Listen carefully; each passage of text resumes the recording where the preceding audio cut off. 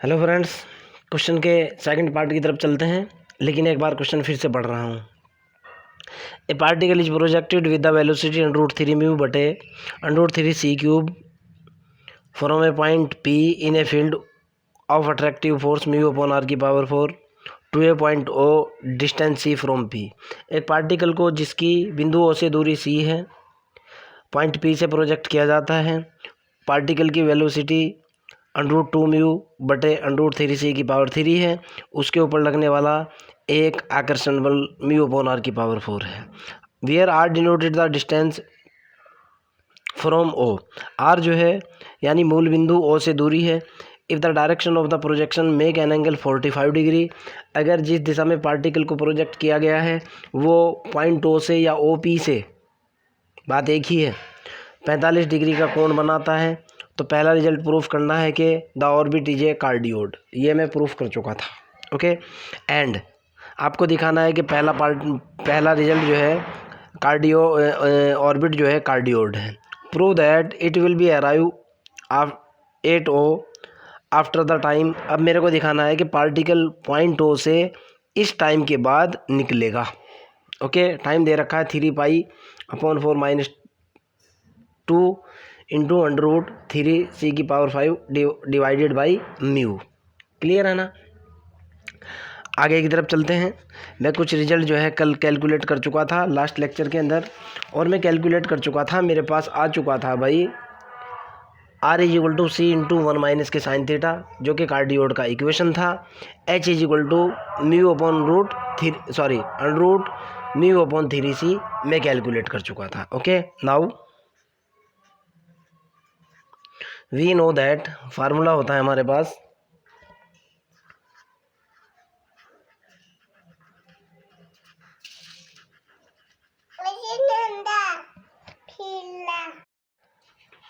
पास formula होता है।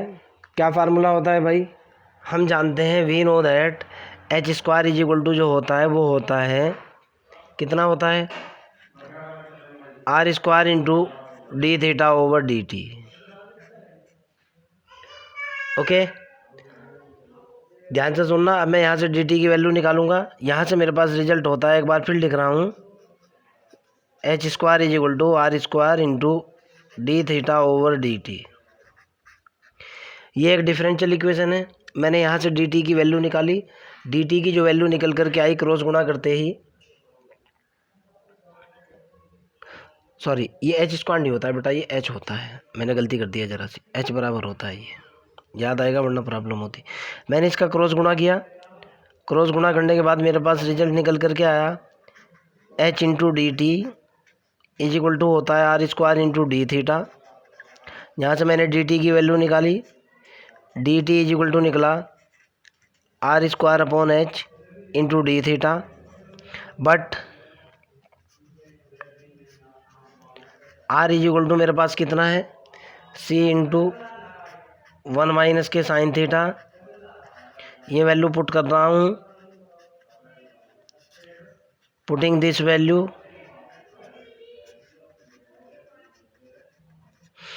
Suppose that ये इक्वेशन 1 है। इन 1 ये निकल करके आ, dt = हुआ मेरे पास, R² की वैल्यू हुई C², 1 - साइन थीटा का स्क्वायर डिवाइडेड बाई H की वैल्यू कितनी है भाई, √ mu upon 3c × dθ। Clear है ना? अब ध्यान से सुनना। मेरे पास अगेन इक्वेशन जो दे रखी है वो ये दे रखी है, R = कितना दे रखा है, C × 1 - के साइन थीटा। अब देखो मैं क्या कह रहा हूँ। The particle is started at point O। R denoted the distance from O। R जो डिस्टेंस है मूल बिंदु से यहाँ से ट्रीट की जाती है। R denoted the distance from O। Okay, clear है ना? और इस पॉइंट P के ऊपर मैं सीधा बोल रहा हूँ, पॉइंट P के ऊपर थीटा = कितना होगा, 0 होगा, और R = कितना होगा, 0 होगा। आप समझ सकते हो, पार्टिकल को यहाँ से ऐसे प्रोजेक्ट किया गया, इस डायरेक्शन में प्रोजेक्ट किया गया। ओके, इसी की बात कर रहा हूँ।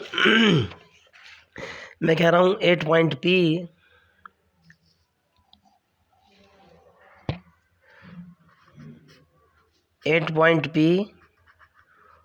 P पर क्या होगा, R इज इक्वल टू 0 होगा and theta is equal to कितना होगा 0। जब ये वैल्यू पुट करी मैंने, पुटिंग दिस,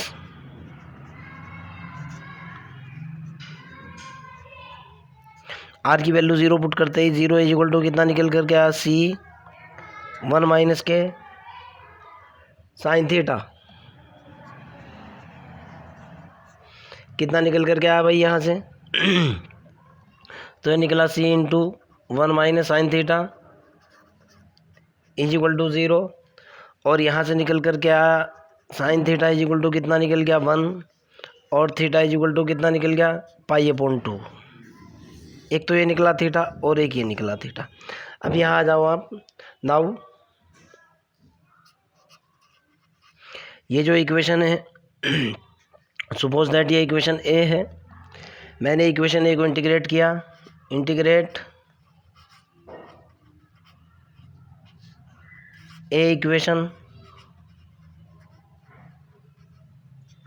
और जैसे ही मैं इक्वेशन को बहुत साइड इंटीग्रेट करूँगा, ये निकल करके कितना आएगा भाई, इस इक्वेशन को इंटीग्रेट कर रहा हूँ, integration dt is equal to integration of C square 1 minus sine theta का square divided by under the root mu upon 3c into D theta. Theta कहाँ से कहाँ तक है, एक तो थीटा की वैल्यू कितनी है 0, और मैक्सिमम थीटा कहाँ से चल तक पहुँच रहा है π/2 तक। ओके, आगे की तरफ चलते हैं और अगला रिजल्ट कैलकुलेट करता हूँ। तो मेरे पास जो रिजल्ट निकल कर के आया, इधर मेरे को टाइम कैलकुलेट करना था। ये तो हुआ integration of dt is equal to integration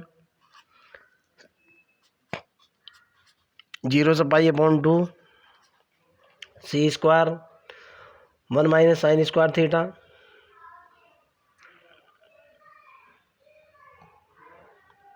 C square, और ये कितना हुआ 1 माइनस साइन स्क्वायर थीटा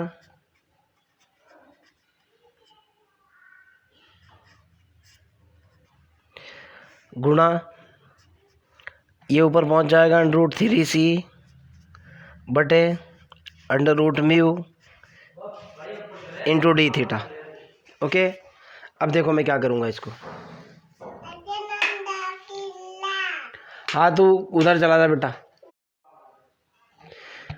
यहाँ से रिजल्ट निकल करके आया, ये तो होएगा t is equal to integration इधर हुआ 0 से लेकर π/2 तक, C स्क्वायर ये है, C ये है। देखो इसको मैं क्या लिखूँगा, इसको मैंने लिखा अंडर रूट के अंदर 3c की पावर 5 हो जाएगा अपॉन अंडर रूट म्यू हो जाएगा। देखो आप, और ये हो जाएगा कितना, इसका मैंने स्क्वायर खोला, ये निकला 1 minus 2 sine theta plus sign square theta और इंटू डी थीटा। ओके, यहाँ से मैं आगे की तरफ चलता हूँ और अगला रिजल्ट कैलकुलेट करता हूँ। t इज इक्वल टू, ये निकल कर के आया अंडर दी रूट 3c की पावर 5 बटे म्यू। जब मैं इसको इंटीग्रेट करूँगा, पहले वाला रिजल्ट तो निकल कर के आएगा डायरेक्ट लिख रहा हूँ बेटा मैं, ये इंटीग्रेशन आप कर सकते हो। इसका तो निकल कर के आएगा इंटीग्रेशन थीटा माइनस, ये हो जाएगा मेरे पास 2 इंटू, ये साइन थीटा का इंटीग्रेशन होता है कोस थीटा, और प्लस 2 साइन स्क्वायर थीटा का इंटीग्रेशन जो होगा मेरे पास वो कितना होगा, चलो 2 साइन स्क्वायर थीटा का integration, sorry sine square theta का इंटीग्रेशन होगा मेरे पास बीटा गामा फंक्शन का यूज़ करते ही, इधर लिख दूंगा मैं, ये होगा 0 से लेके π/2 तक sign square theta into D theta. Okay, एक बार रुको आप, ये तो निकल कर के आइए 0 से π/2 लिमिट ये है, प्लस अगले वाला रिजल्ट कितना है मेरे पास, इंटीग्रेशन 0 से लेकर π/2 तक, और ये है मेरे पास sine square theta into D theta. जब ये मैं T is equal to upper limit और लोअर लिमिट डालूँगा, ये निकल कर के आएगा 3 की पावर 5 अपॉन म्यू। यहाँ निकल कर के आएगा pi upon 2 minus 2 into cos pi upon 2 plus इस सारे का रिजल्ट आप जानते हो पाई अपॉन 4 होता है। सारे का सारा रिजल्ट कितना होता है भाई? पाई अपॉन 4। आप इस चीज़ को जानते हो, डायरेक्ट फार्मूला भी है। ओके, अब जब मैं इसको आगे हल करूँगा, टी इज इक्वल टू जो निकल करके आया, कितना निकल करके आया? अंडर द रूट 3 की पावर 5 अपॉन म्यू। ये निकला मेरे पास, ये तो हुआ पाई अपॉन 2 माइनस के 2 इंटू 1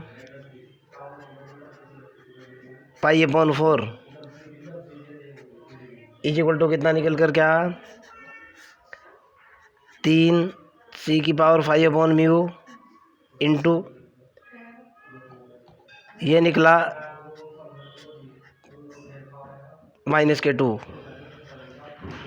इतना तो आप हल कर सकते हो। This is your answer.